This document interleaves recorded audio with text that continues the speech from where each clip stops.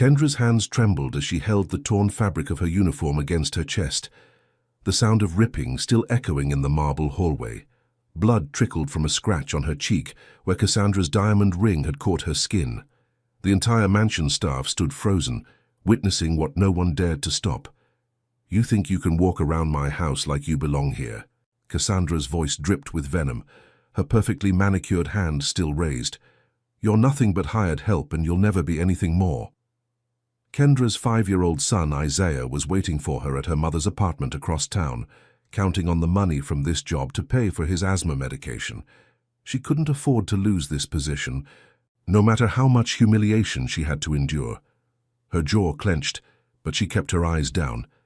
Then she heard it, the sound that made everyone in the room stop breathing. Footsteps, slow, deliberate, commanding. Rafael Santos had entered the hallway. No one had realized he was home.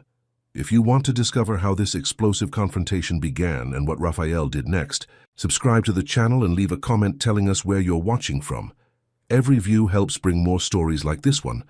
Now let's go back to where it all started, 3 weeks earlier. 3 weeks earlier, Kendra Lewis stood at the servants' entrance of the Santos mansion in the wealthy hills outside Atlanta, Georgia. Her worn sneakers looked painfully out of place against the Italian marble steps. She clutched her worn purse containing her fake references, documents she'd paid too much for, but desperately needed. The morning sun was barely up, but she'd already dropped Isaiah at her mother's place and taken 2 buses to get here. This job paid 3 times what she made at the diner, and she needed it. Isaiah's medication costs were climbing, and her mother's landlord had just raised the rent again. "You the new girl?" A kind-faced older woman opened the door. She had warm brown eyes and silver-streaked hair pulled back in a neat bun. "I'm Rosa Martinez, head housekeeper. Come in, child, you look exhausted." "Thank you, ma'am, I'm Kendra." Rosa led her through a service corridor that was larger than Kendra's entire apartment. Everything gleamed, crystal chandeliers, marble floors, artwork that probably cost more than she'd earn in a lifetime. "Mr. Santos is rarely home," Rosa explained as they walked. "He travels constantly for business, but Mrs. Santos—" Rosa's expression tightened almost imperceptibly. "Mrs. Santos is very particular. Keep your head down, do your work well, and stay out of her way." Kendra nodded, mentally filing away the warning. Her first week passed in a blur of learning routines, memorizing which rooms to clean when, and trying to become invisible. She saw Cassandra Pemberton Santos only from a distance, a tall, elegant woman with honey blonde hair and a wardrobe that could feed a neighborhood. She moved through the mansion like she owned not just the house, but everyone in it. On her 8th day, everything changed.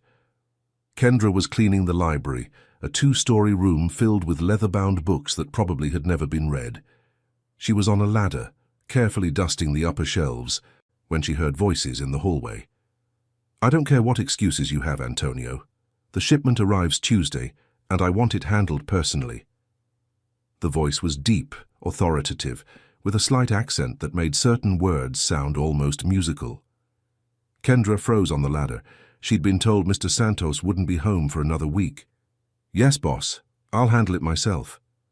Another male voice, respectful, almost reverent. "Good. And the situation with the Kozlov family?" "Under control. They know better than to push boundaries now." The library door opened. Kendra's heart hammered as she tried to shrink into invisibility on the ladder. She kept her back turned, continuing to dust the same shelf over and over, praying they wouldn't notice her. "Leave me. I need to think." The deep voice again. "Of course, Raphael." Footsteps retreated. The door closed. Silence filled the library. Kendra didn't dare move. She could feel eyes on her back, assessing, evaluating. She'd heard enough about Rafael Santos from the other staff to know he was someone you didn't want to cross. The rumors painted him as ruthless in business, connected to powerful families both Italian and Latino, a man who'd built an empire on respect and fear in equal measure. "You can turn around. I know you're there." His voice wasn't angry, just matter of fact.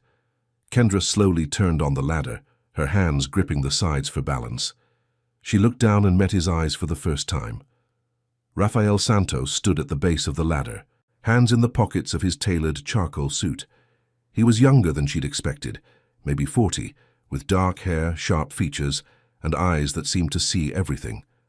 A thin scar ran along his jawline, the only imperfection in an otherwise striking face. He was tall, broad-shouldered, with the kind of presence that made the enormous library feel suddenly smaller. "I'm sorry, sir. I'll leave." Kendra started to climb down. "Stay. Finish your work." He moved to the leather chair near the fireplace, unbuttoning his jacket as he sat. "What's your name?" "Kendra Lewis, sir." "How long have you worked here, Kendra Lewis?" 8 days, sir."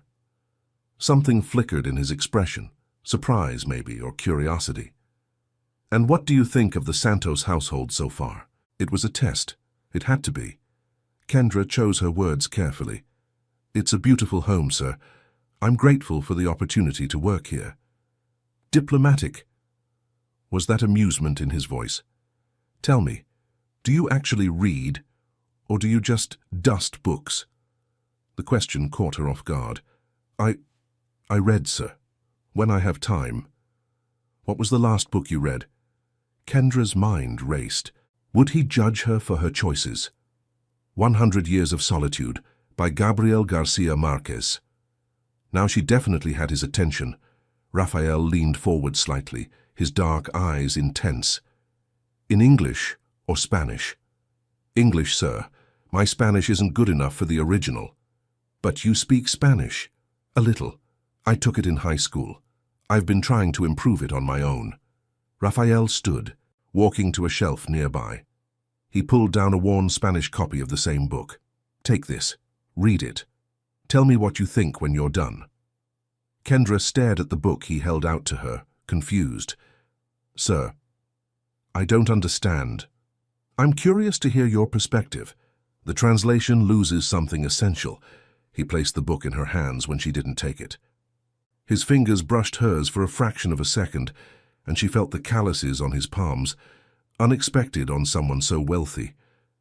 "That's not a request, Ms. Lewis. It's an assignment."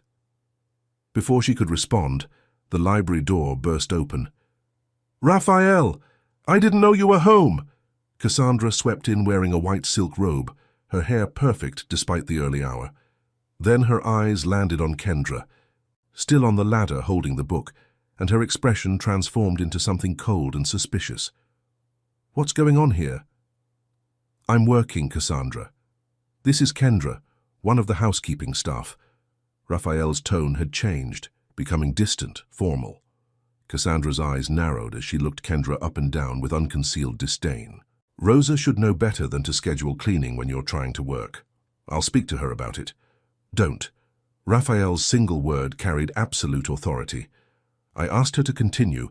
I needed the room cleaned." The temperature in the room seemed to drop. Cassandra's smile was razor-sharp. "Of course, darling, whatever you prefer. I'll leave you to your work." She emphasized the last word, her eyes promising that this wasn't over. After she left, Raphael returned to his chair. "You can go, Ms. Lewis. And Kendra?" He looked up, his expression unreadable. "Don't let my wife intimidate you. You have as much right to be in this house as anyone else who works here." Kendra climbed down, clutching the book like a lifeline. As she left the library, she could feel his eyes on her back. She didn't understand what had just happened, but she knew with absolute certainty that her life had just become infinitely more complicated. That night, lying in bed in her tiny apartment with Isaiah sleeping beside her, Kendra opened the Spanish book.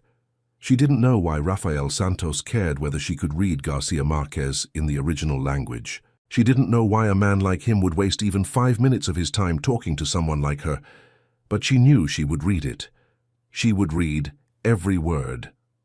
What she didn't know was that Rafael, in his study 3 floors above the library, was thinking about the maid with intelligent eyes who'd read 100 Years of Solitude, or that Cassandra was in her private sitting room, already planning how to remove this new threat before it could take root. The wheels of fate had begun to turn, and none of them could stop what was coming.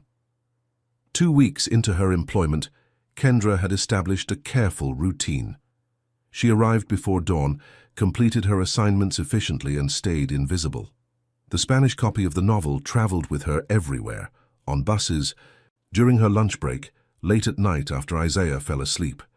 The language was difficult, but she was stubborn. Raphael was gone most of the time, traveling for business that no one discussed in detail. When he was home, she felt his presence like a magnetic field, always aware of where he was, even when she couldn't see him. Occasionally, she'd catch him watching her with those intense, dark eyes, his expression thoughtful. He never spoke to her again, not directly, but she felt the weight of his attention. Cassandra, meanwhile, had turned her attention to making Kendra's life quietly miserable. Assignments would change at the last minute. Items would be misplaced and Kendra would be blamed. Small, petty humiliations that never quite crossed the line to something Rosa could address formally. "She does this," Rosa confided one afternoon as they folded linens. "Finds someone she perceives as a threat and tries to break them. Don't give her the satisfaction." "A threat? I'm a maid." Rosa gave her a knowing look. "Mr. Santos noticed you, child. That's enough." On a humid Thursday afternoon, everything escalated. Kendra was cleaning Cassandra's private sitting room, a task she'd been dreading all day. The room was a shrine to excess: silk curtains, velvet furniture, and enough crystal figurines to open a store. She worked carefully, knowing that even the smallest mistake would be magnified. She was dusting a shelf of photographs when one frame caught her attention. It was a wedding photo, Cassandra and Raphael on the steps of an enormous church. Cassandra looked radiant, triumphant, but Raphael's expression made Kendra pause. He was smiling, but his eyes were empty. It was the look of someone going through motions, fulfilling an obligation. "Find something interesting." Kendra spun around. Cassandra stood in the doorway, arms crossed, wearing a designer dress that probably cost more than Kendra's yearly salary. "No, ma'am, I apologize. I'll finish quickly and—" "You're new here, so let me educate you about how things work." Cassandra moved closer, her heels clicking on the hardwood. "Raphael is mine, this house is mine, everyone in it belongs to me, do you understand?" "Yes, ma'am." "I don't think you do." Cassandra picked up one of the crystal figurines, a delicate swan. "You see, girls like you come through here thinking you're special. Maybe Raphael noticed you for 2 seconds. Maybe he was polite, and you start getting ideas." She turned the figurine in her hands, the light catching its facets. "Those ideas are dangerous." "I have no ideas, ma'am. I'm just trying to work." "Really? Then why did my husband give you a book from his personal collection?" "So she'd been watching." Kendra kept her face neutral. "He asked me to read it. I didn't request it." "And you think that's appropriate? A man giving his maid gifts?" "It's a book, ma'am, not a gift." The figurine flew past Kendra's head, shattering against the wall behind her. Kendra flinched, but didn't move otherwise. Cassandra's smile was predatory. "Oops, how clumsy of me. Clean that up. And Kendra?" She leaned in close, her perfume cloying. "If you mention this conversation to anyone, Rosa, Antonio, especially Raphael, I'll make sure you never work in this city again. I have that power. Don't test me." After she left, Kendra carefully swept up the shattered crystal, her hands shaking. A piece of glass had cut her finger, and she watched the blood drip onto the dustpan, mixing with the glittering shards. She understood now. This wasn't about Raphael noticing her. This was about Cassandra needing to feel in control, needing to dominate. And Kendra was an easy target. Vulnerable, dependent on this job, with no power to fight back. That evening, as she left through the servants' entrance, she nearly collided with someone in the darkened hallway. "Pardon." Raphael's hand shot out, steadying her. He was in casual clothes, dark jeans and a black shirt, unusual for him. "Kendra, working late?" "Yes, sir, I'm just leaving." His eyes narrowed. "What happened to your hand?" Kendra had wrapped her cut finger in a bandage, but blood had seeped through. "Just a small accident. Nothing serious." Raphael took her hand before she could pull away, examining the bandage with a frown. "What kind of accident?" "Broke a crystal figurine while cleaning. My fault for being careless." She could feel his eyes on her face, searching for the truth. His thumb brushed against her wrist, and she felt her pulse jump. He was standing too close, close enough that she could smell his cologne, something expensive and subtle that probably cost more than her monthly rent. Cassandra's sitting room. His voice had gone quiet, dangerous. "Sir, I really should go." Did she throw it at you? The question hung in the air between them. Kendra knew she should lie, should protect herself from becoming even more entangled in whatever complicated dynamic existed between Raphael and his wife. But something in his expression, genuine concern mixed with carefully controlled anger, made her hesitate. "It was an accident," she said finally. "That's not an answer to my question." "It's the only answer I can give you, Mr. Santos."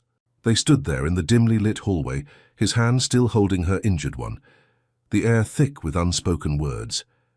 Kendra's heart hammered so hard she was sure he could hear it. "You've been reading," he said finally, releasing her hand. "Yes, sir." "What do you think so far?" The sudden change of subject threw her. "It's beautiful, heartbreaking. The Spanish makes it more vivid somehow, more alive, like the words themselves are magic." Raphael's expression softened almost imperceptibly. "That's exactly right. Magic realism isn't magic at all. It's the world seen through the right eyes." He paused, then added, "You should go home. It's late." As she turned to leave, his voice stopped her. "Kendra, if my wife ever threatens you again, I want to know about it." She looked back, surprised. He stood in the shadows, backlit by the hall light, looking more dangerous than she'd ever seen him. "That's not just a suggestion," he continued. "It's a direct order. Do you understand?" "Yes, sir." "Good." Kendra left, her mind spinning. She didn't understand Raphael Santos at all. One minute he was the cold Mafia boss the staff whispered about. The next he was showing her kindness that felt almost protective. It was confusing and dangerous, and she needed to shut it down before it became something more complicated.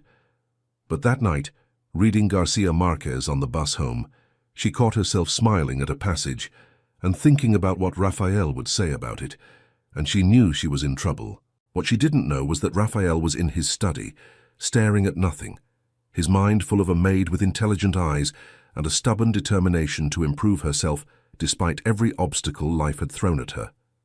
He'd noticed the worn shoes, the way she never took leftovers from the kitchen like the other staff, the exhaustion she tried to hide.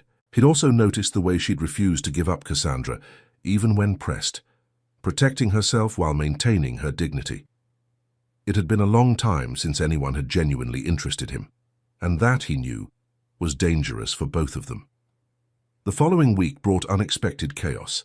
Raphael's younger sister Isabella arrived from New York, turning the mansion into a whirlwind of activity. Kendra first saw her in the foyer, a stunning woman in her early 30s with Raphael's dark eyes and an easy smile that transformed her entire face. "You must be Kendra." Isabella grabbed her hand warmly. "Raphael mentioned you're reading 100 Years of Solitude in Spanish. That's incredibly ambitious." Kendra glanced nervously toward the stairs, where Cassandra was likely listening. "I'm just trying to learn, Mum. Call me Isabella, please. Ma'am makes me feel ancient." She lowered her voice conspiratorially. "I hear you're brilliant. My brother never pays attention to anyone, so you must be special." Before Kendra could respond, Rosa called her away to help with Isabella's luggage. But as she worked throughout the day, she noticed Isabella watching her with curious, approving eyes. That afternoon, disaster struck. Kendra was crossing the main hallway with a tray of crystal glasses for the dining room when she heard Isaiah's voice. Her blood turned to ice. "Mama!" She spun around.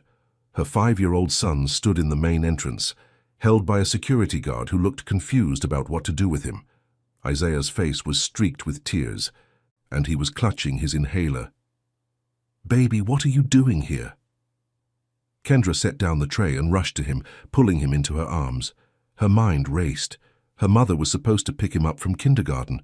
Something must have happened. "Grandma fell down," Isaiah sobbed into her shoulder. "She told me to come find you. She gave me the paper with the address." "Is Grandma okay?" The neighbor lady called the ambulance. "Mama, I was scared." Kendra's world tilted. Her mother, an ambulance, and Isaiah here, in the Santos mansion, where she'd explicitly told her family never to come. "What is this?" Cassandra's voice cut through the foyer like ice. She stood on the landing above, looking down with an expression of pure fury. "Who is that child?" Kendra stood, keeping Isaiah behind her. "My son, ma'am. There's been a family emergency. I'll take him home immediately and—" "Your son?" Cassandra descended the stairs slowly, deliberately. "You have a child and didn't disclose it on your application?" "I disclosed it to Rosa, ma'am." "Rosa doesn't make hiring decisions, I do." Cassandra's eyes glittered with something like triumph. "This is grounds for immediate termination. Lying on official documents, bringing unauthorized persons into the home." "He's 5 years old, and he's scared," Kendra interrupted, her voice shaking. "My mother is on her way to the hospital. I understand if you need to fire me, but please let me take my son home first. You're not going anywhere until—" "What's going on here?" Raphael's voice echoed through the foyer. He stood at the entrance to his study, taking in the scene. Cassandra on the stairs, Kendra holding a crying child, the security guard looking uncomfortable. Cassandra recovered quickly. "Raphael, this maid has been lying to us. She has a child she never disclosed, and now she's brought him into our home without permission. I'm terminating her employment immediately." Raphael's gaze moved to Isaiah, who had turned to peek at him from behind Kendra's legs. For a long moment, no one moved. Then Raphael descended the stairs, his expression unreadable. He walked past Cassandra without looking at her, stopping directly in front of Kendra and Isaiah. He crouched down to Isaiah's eye level. "What's your name?" "Isaiah," the boy whispered, clutching his inhaler.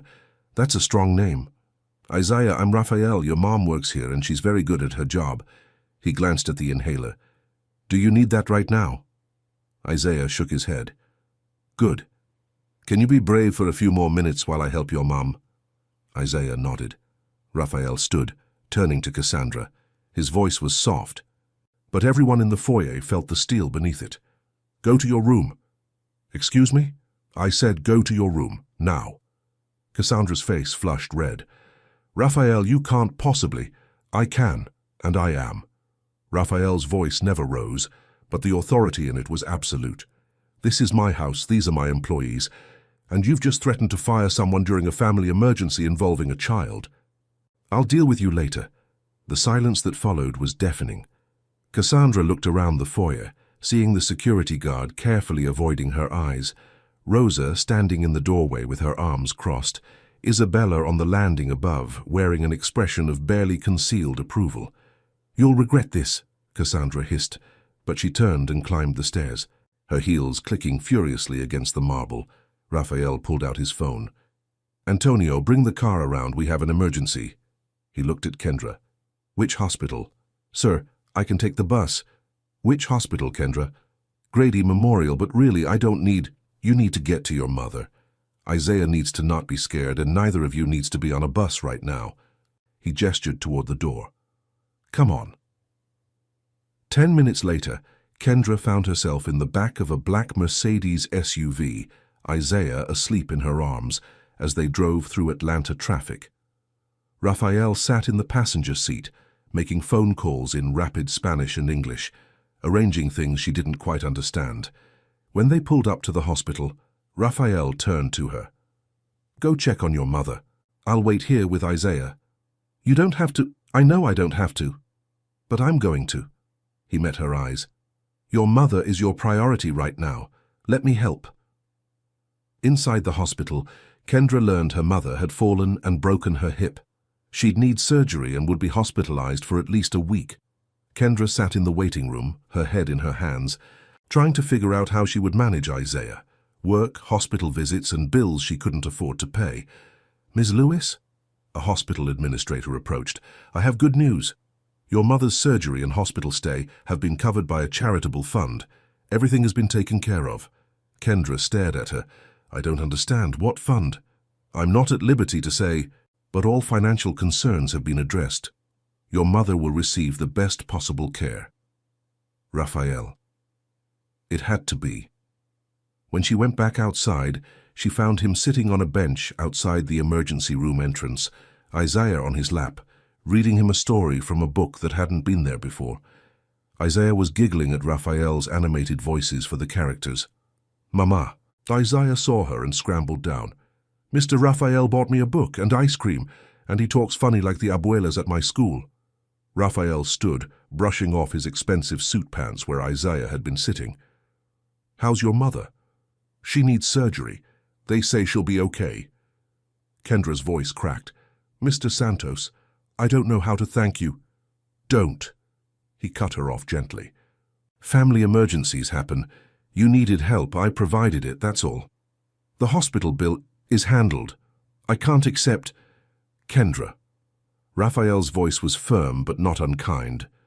"Pride is a luxury you can't afford right now. Your mother needs surgery. Your son needs you. Let me help. You can pay me back by continuing to be the kind of person who reads Garcia Marquez in Spanish on the bus at night to improve herself. Deal?" Tears blurred her vision. She nodded, not trusting her voice. "Good. Now, do you have someone who can watch Isaiah while you're working?" "My neighbor, maybe. I'll figure something out." Raphael was quiet for a moment. Then, "Bring him to the house." "What?" "Bring Isaiah to work with you. We have an entire east wing that no one uses. Rosa can keep an eye on him when you're working. Isabella will probably adopt him. She's obsessed with kids. It's better than leaving him with a neighbor when your mother can't be there." "Mr. Santos, I couldn't possibly—" "Yes, you can, and you will." He pulled out his keys, handing them to Antonio, who'd been waiting discreetly by the car. "Antonio will drive you home. Take tomorrow off to get Isaiah settled and check on your mother. When you come back, bring him with you. Your wife will never allow—" "My wife," Raphael said quietly, "doesn't make decisions about my staff or my house. I do, and I've decided." He looked down at Isaiah, who was yawning.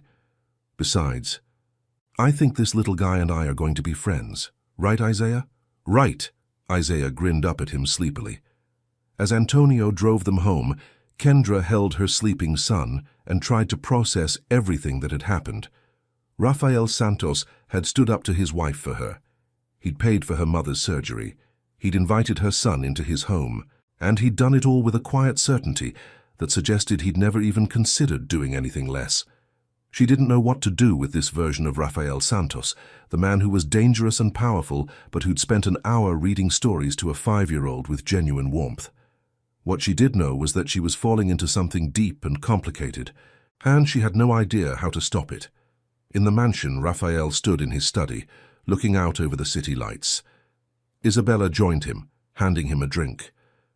"That was quite a display," she said, watching him carefully. "She needed help." "So do a lot of people.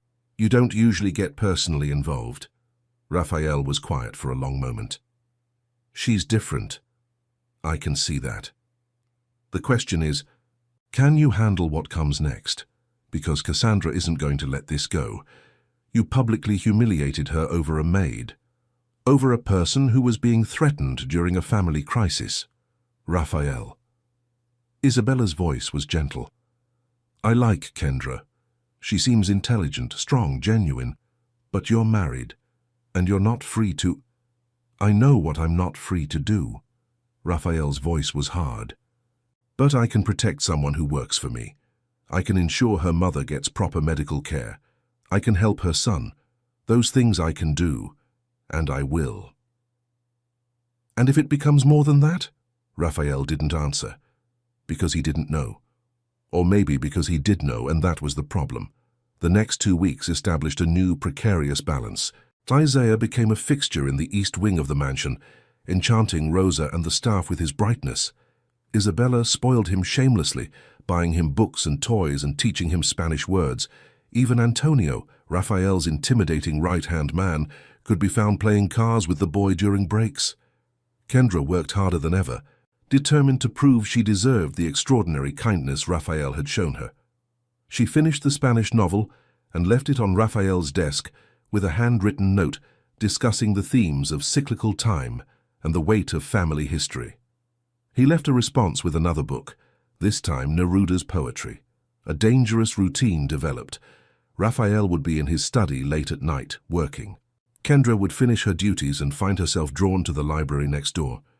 Sometimes they'd talk through the open doorway about books, about language, about nothing and everything.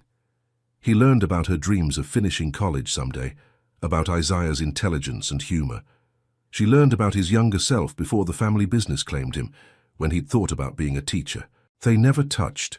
They never crossed any visible line, but the air between them crackled with something neither of them named.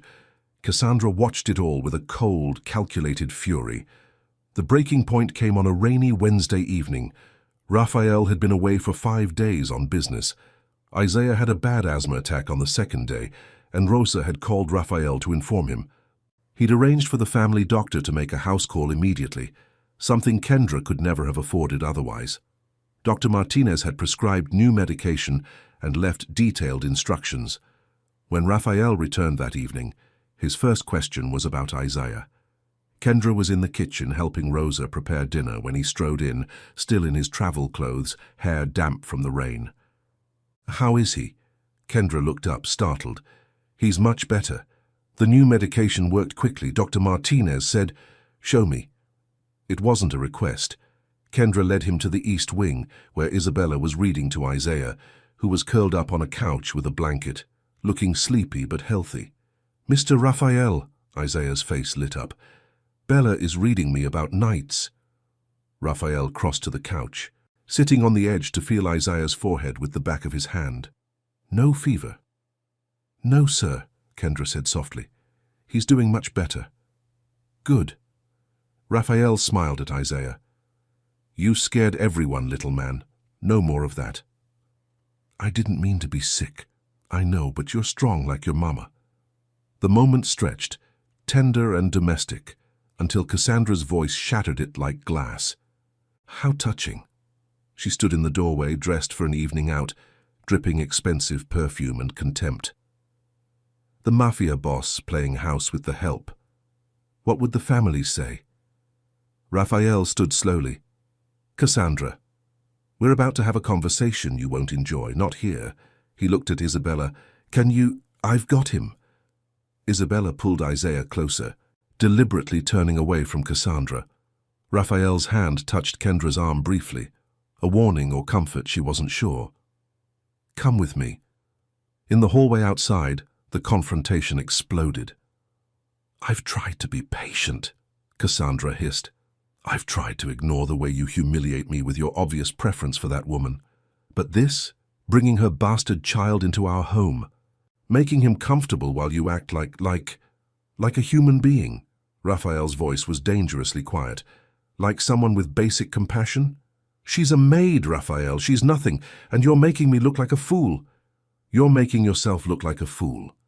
Kendra is an employee who experienced a family emergency. I helped. That's all." "That's all?" Cassandra laughed bitterly. "You think I don't see how you look at her? You think the staff doesn't talk? Everyone knows what? That I refused to let you bully someone who works for me? That I ensured a child got medical care? What exactly do people know, Cassandra? That you're falling for her." The words burst out of Cassandra like venom. "You're in love with the maid, and everyone can see it except apparently you." The silence that followed was absolute. Raphael's expression didn't change, but Kendra, standing frozen in the hallway, saw something shift in his eyes. A recognition, an acknowledgement of something he'd been avoiding. "Get out," he said finally. "What?" "Pack your things. Go stay with your mother in Charleston. I need time to think, and I can't do it with you here stirring up drama. You're throwing me out for her? I'm asking you to leave so we can both gain some perspective.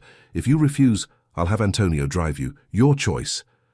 Cassandra's face twisted with rage. She turned, and Kendra tried to shrink into the wall, but it was too late. Cassandra saw her there. "You!" she snarled, advancing. "You destroyed my marriage. You came into my house with your poverty and your sob stories and your little bastard. Watch your mouth." Raphael moved between them, his voice like steel. "You will not speak to her that way." "Or what? You'll choose her over me?" "She's nothing, Raphael. She has nothing. She's not even pretty. She's just some broke black girl who—" The slap echoed through the hallway. But it wasn't Raphael who delivered it. Kendra stood there, her hand still raised, her chest heaving, her eyes blazing with a fury that had been building for weeks. "My son," she said, her voice shaking, "is not a bastard. He's a beautiful, brilliant, kind child who has more grace in his little finger than you'll have in your entire life. And I might be broke, I might be just a maid, but I have never, not once, treated another human being the way you treat people." Cassandra stared at her, a red mark blooming on her cheek. Then she smiled. "You just assaulted me, in front of witnesses. I could have you arrested. I could destroy you." "Do it," Kendra said. "Call the police. Tell them how you've spent weeks tormenting me, breaking things and blaming me, threatening my job every time your husband showed me basic human decency. Tell them about the crystal swan you threw at my head. I dare you." "Cassandra," Raphael's voice cut through the tension. "Pack. Now. You have 1 hour before Antonio drives you to the airport." "Fine." Cassandra's smile was vicious. "But when I come back, she's gone. That child is gone. And you and I are going to remember our vows and the power of my family connections. My father didn't marry me off to the Santos family, so I could be humiliated by hired help." She swept away, her heels clicking furiously. Kendra stood there, adrenaline making her shake. She'd just slapped her employer's wife. She'd just guaranteed she'd lose this job, probably be sued, definitely never work in this city again. Raphael turned to her, and she braced for the explosion. Instead, he started laughing. It was a surprised, genuine sound, something breaking loose in him. "Did you just slap my wife? I'm so sorry. I'll pack my things and—" "You're not going anywhere." Raphael was still smiling, something wild and free in his expression. That was the most honest thing anyone said in this house in years. "But I hit her. I'm going to get fired or arrested or—" "Kendra." He stepped closer, and suddenly the hallway felt very small. "You've spent weeks enduring Cassandra's abuse without complaining. You've worked twice as hard as anyone else. You've been nothing but professional despite impossible circumstances. And when she called your son a bastard, you defended him. That's not a firing offense, that's being a good mother. She's going to sue me. Her family is powerful. You said so yourself. Her family is powerful. Mine is more so." Raphael's expression hardened. "And I protect what's mine. My employees, my home, my—" He stopped, something flickering across his face. "Your what?" The moment stretched between them, dangerous and electric. They were standing too close, the air thick with everything they hadn't said, all the late-night conversations and careful avoidance and growing connection that neither of them had acknowledged. "Papa!" Isaiah's voice broke the spell. He appeared in the hallway, rubbing his eyes. "I had a dream." Raphael stepped back. Kendra scooped Isaiah up, grateful for the interruption and devastated by it in equal measure. "I'll take him home," she said quietly. "He shouldn't be here for this." "Antonio will drive you." Raphael pulled out his phone, already moving back into the persona of the Mafia boss, the man in control. "Take tomorrow off. I need to deal with some things. When you come back, we'll talk. About what happens next." That night, Kendra lay awake in her tiny apartment, Isaiah snoring softly beside her, and tried to make sense of everything. She'd slapped Cassandra Pemberton Santos. Raphael had laughed. He'd defended her. He'd called her his. And Cassandra had been right about one thing. Everyone could see what was happening between them. Even Kendra could see it now. Had felt it in the hallway, in the charged air and unfinished sentences. She was falling in love with Raphael Santos, and he was falling in love with her. And it was impossible and dangerous and would destroy both of them. But she couldn't stop it. Neither could he. The storm was coming, and all they could do was face it together. 2 days passed in tense silence. Kendra stayed away from the mansion, using her day off to visit her mother in the hospital and try to figure out what came next. Her mother, recovering from surgery, took one look at her face and knew. "You're in love with him," she said simply. "Mama, it's not... I can't... Baby." Her mother took her hand. "I've seen the way you talk about him, about how he helped Isaiah, how he treated you with respect. But he's married, Kendra, and he's dangerous. What's your plan here?" "I don't have one. I didn't mean for this to happen." "I know. But now it has, and you need to decide if you can live with the consequences. Because his world isn't like ours. In our world, you work hard and keep your head down and maybe you get ahead. In his world, people disappear. Businesses burn. Marriages are contracts, not love stories. Kendra knew she was right, but knowing it and feeling it were different things. On the third day, Rosa called. "He needs to see you. Come tonight after dinner. Come to his study." The mansion was eerily quiet when Kendra arrived. No sign of Cassandra, thankfully. Rosa met her at the entrance, her expression worried. "Whatever he says, think carefully before you answer. He's not himself. I've never seen him like this." Raphael's study was on the third floor, overlooking the city. Kendra had never been inside before. It was masculine and elegant, dark wood, leather furniture, walls lined with books in multiple languages. Raphael stood at the window, hands in his pockets, still as a statue. "Close the door." She did. They stood in silence for a long moment. "My marriage to Cassandra was arranged," he said finally, not turning around. "Her father's company had connections we needed. My father's organization had protection her family wanted. I was 28. She was 24. We both knew what we were signing up for." Kendra didn't speak, just listened. "I've tried to be fair to her. Give her the life she wanted. Money, status, freedom to do whatever she pleased as long as she was discreet. In return, she played the role of Mrs. Santos. It worked well enough." He turned now, and Kendra's breath caught at the intensity in his eyes. "Until you, Mr. Santos, Raphael. When we're alone, I'm Raphael."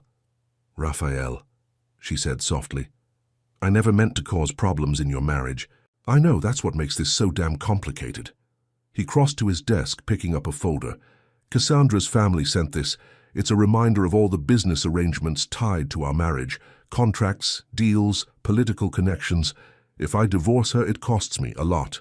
So you're going to stay with her. 3 days ago I would have said yes. That's how this world works. You make sacrifices for the family, for the business.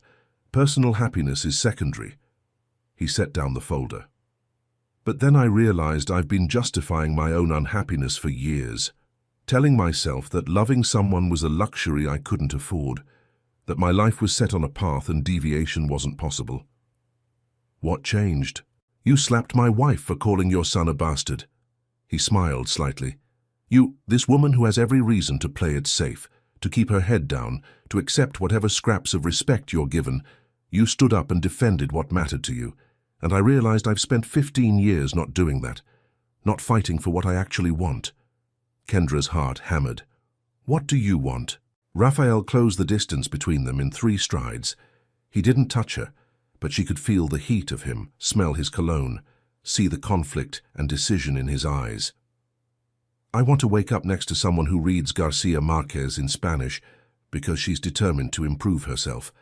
I want to have dinner with a 5-year-old who asks a million questions and isn't afraid of me. I want to talk about books at midnight with someone who understands why they matter." His voice dropped lower. "I want you, Kendra. I want Isaiah. I want a life that feels real instead of performed. You're married. Not for long. I met with my lawyers this morning. The divorce will be expensive and messy, but it's happening. Cassandra and I signed a prenup. She'll be financially comfortable. Her family's contracts will need to be renegotiated, which will cost me time and money. But I'm doing it." Kendra took a step back, her mind reeling. "You can't blow up your entire life for me. For us. That's what I should have done years ago. Kendra, I'm not doing this just because of you. You made me realize that I've been existing instead of living. But the life I want, it includes you, if you want it too. Your world is dangerous. Yes. People will judge us, say terrible things. Yes. Isaiah could be in danger just by association with you, which is why I've already arranged for security. Nothing will happen to him or to you. I promise." Raphael's eyes were steady, certain. "I know this is insane. I know you have every reason to say no and walk away. But I'm asking anyway. Be with me. Let me do this right. Divorce Cassandra, make a clean break, and then we see where this goes. No pressure, no guarantees, just possibility." Kendra thought about her mother's warning, about the risks, about how this could all go horribly wrong. She thought about Isaiah growing up in Raphael's dangerous world. But she also thought about Raphael sitting on a hospital bench, reading to her son, about late-night conversations that felt like coming home, about how he'd protected her, stood up for her, seen her as a person instead of just a maid. Possibility, she repeated. That's all I'm offering. I can't promise perfect or safe or easy, but I can promise honest. I can promise I'll fight for us, and I can promise that whatever happens, you and Isaiah will be protected. Before she could respond, the study door burst open. Cassandra stood there, and she wasn't alone. Behind her were two men in expensive suits, her father and her brother, Kendra realized from the family resemblance. I told you, Cassandra said triumphantly. They're together. I have witnesses now. Her father stepped forward, an older man with cold eyes and a politician's smile. Senator Charles Pemberton. Kendra recognized him from news coverage. Raphael, I'm disappointed. When Cassandra called me in hysterics about your situation, I didn't believe it. The Santos family has always been known for their discipline, their respect for tradition. Senator Pemberton, Raphael's voice was ice. This is a private conversation in my private study. You weren't invited. I don't need an invitation to protect my daughter from humiliation. The senator gestured at Kendra dismissively. This woman needs to be removed from your home immediately. And you and Cassandra need to remember the agreements that bind your families together. Those agreements don't include tolerating abuse of my staff. Your staff? Cassandra laughed shrilly. You just told her you're divorcing me for her. Don't pretend this is about employee treatment. The senator's expression hardened. Raphael, let me be clear. If you proceed with divorcing my daughter, especially for someone like her, he didn't even look at Kendra, you'll lose more than business contracts. I have friends in law enforcement, in government. I can make your operations very difficult. The Santos family has always operated in a gray area. I could make that area much darker. It was a threat, clear and simple. Raphael smiled, and it was the most dangerous expression Kendra had ever seen on him. Senator, you forget who you're threatening. I have documentation of every illegal deal you've ever made through my family's connections. I have records of bribes, payoffs, and indiscretions that would end your political career in an afternoon. You want to threaten me with law enforcement? I'll bury you so deep you'll never see sunlight again. The senator's face went purple. You wouldn't dare. Try me. Raphael pulled out his phone, showing the screen to the senator. Whatever was on it made the older man's face go white. I've been waiting for an excuse to cut ties with you for years. Your family is corrupt and sloppy, and you've been more liability than asset. So here's what's going to happen. You're going to accept the divorce settlement my lawyers present. You're going to walk away quietly. And, in exchange, all that documentation stays buried. Refuse and I'll send copies to every news outlet and prosecutor in 3 states. Cassandra grabbed her father's arm. Daddy, do something. He can't. Yes, I can. Raphael's attention turned to his wife. Cassandra, you'll get everything we agreed on in the prenup plus an additional settlement to keep you comfortable. But that's contingent on you leaving quietly and never harassing Kendra or Isaiah again. If I hear you've said one word against her, if you've tried to damage her reputation in any way, the deal is off and you get nothing. You can't do this to me, Cassandra whispered, tears running down her face. Real ones this time, Kendra realized. Despite everything, Cassandra had never believed Raphael would actually leave her. I already have. Antonio has the papers ready to be filed tomorrow. You have 24 hours to sign them, or I proceed without your cooperation and make this as public and painful as possible. The senator straightened his jacket, trying to regain his dignity. You'll regret this, Santos. Maybe not today, but eventually. Maybe. But I won't regret staying in a loveless marriage built on blackmail and convenience. Get out of my house. After they left, Cassandra sobbing, the senator making empty threats, her brother silent and furious, the study fell into shocked silence. Kendra found her voice first. You just declared war on a U.S. senator for me. I declared independence from people who've been using me for years. Raphael turned to her. But yes, also for you, for the possibility of us. This is insane, completely. He crossed to her, and this time he did touch her, just his hand against her cheek, gentle and certain. But I've spent 15 years being sane and strategic and putting everyone else first. I want to be insane. I want to be selfish. I want you. Kendra closed her eyes, leaning into his touch. Every logical part of her brain was screaming warnings, but her heart, that traitor, was already decided.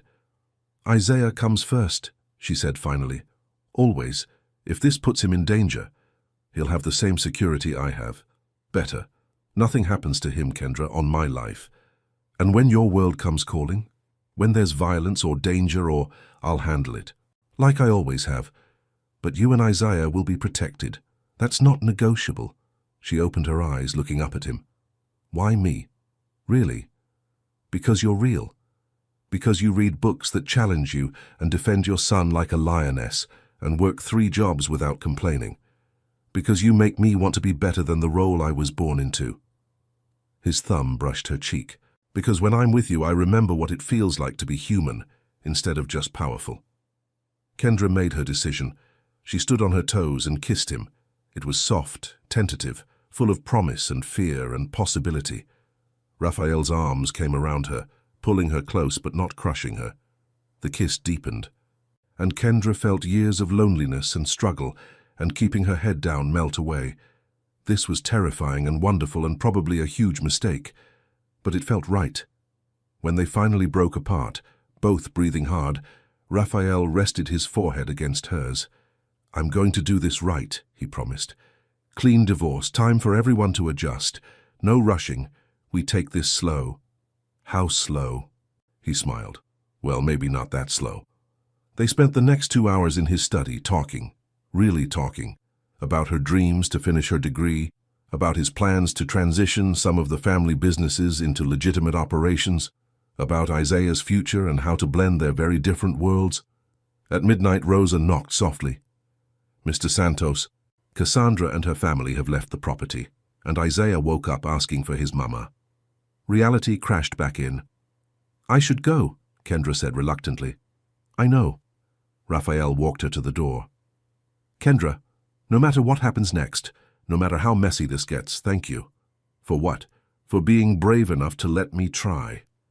As Antonio drove Kendra and sleepy Isaiah home, she looked out at the city lights and tried to believe this could work. She'd gone from being a struggling maid to being the woman Rafael Santos was divorcing his wife for, the woman who'd stood up to a senator, the woman who'd changed everything with one slap and one kiss. It should have terrified her, and it did. But it also felt like destiny. Like every bus ride and night shift and moment of struggle had been leading her to that library, to that conversation, to him. 3 months later, the divorce was finalized. Cassandra had signed quietly, taking her settlement and moving to Charleston. The senator had tried twice to cause problems for Raphael, but each time mysterious documents appeared in the press about his corruption. He stopped trying. Raphael and Kendra dated properly.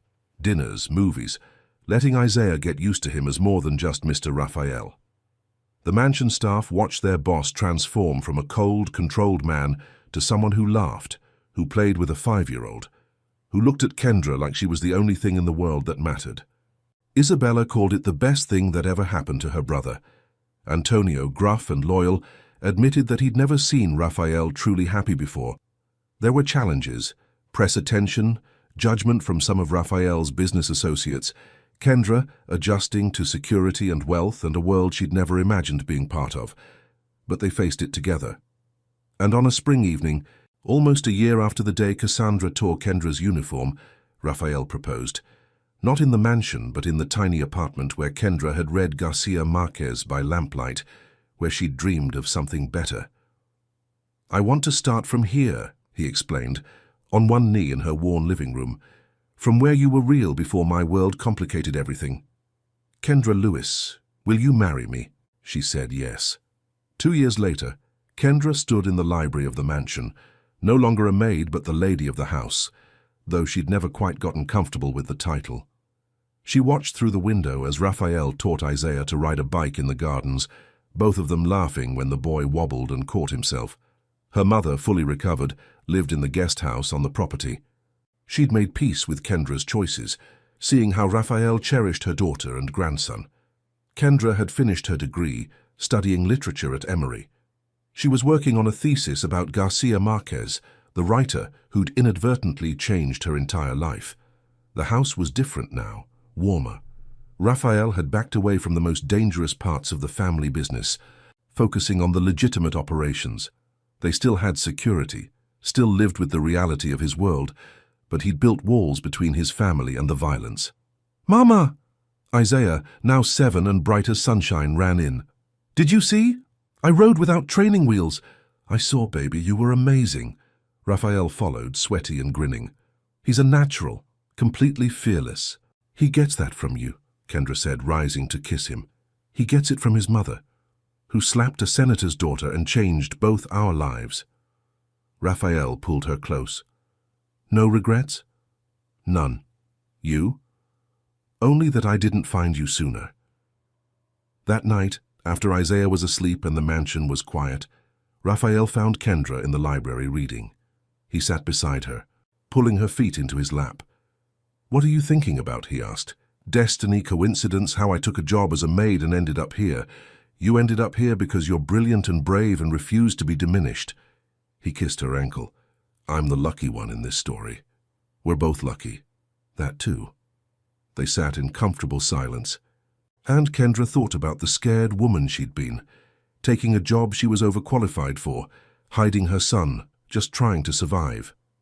She thought about Cassandra's cruelty and her own moment of breaking, the slap that changed everything. She thought about Raphael looking at her in that hallway and choosing her over power, over convenience, over the path that was easier. And she thought about love, real, complicated, hard-won love that had transformed them both. "Raphael," she said softly. "Thank you." "For what?" "For seeing me, for choosing us, for being brave enough to want something real." He smiled, pulling her closer. "Always. From that first day in the library when you were reading Garcia Marquez, I knew you were going to change my life. I just didn't know how completely." Outside, the city glowed with a million lights. Inside, a former maid and a Mafia boss sat together in a library full of books, building a life neither of them had expected, but both of them had fought for. And it was enough, more than enough. It was everything. This story of Raphael, Kendra, and Isaiah has reached its conclusion. A tale of how one woman's courage, one man's choice to change, and one moment of standing up for what matters transformed 3 lives forever. If this story touched your heart, hit that like button and share it with someone who believes in second chances and love that fights against all odds. New stories arrive soon. Until next time.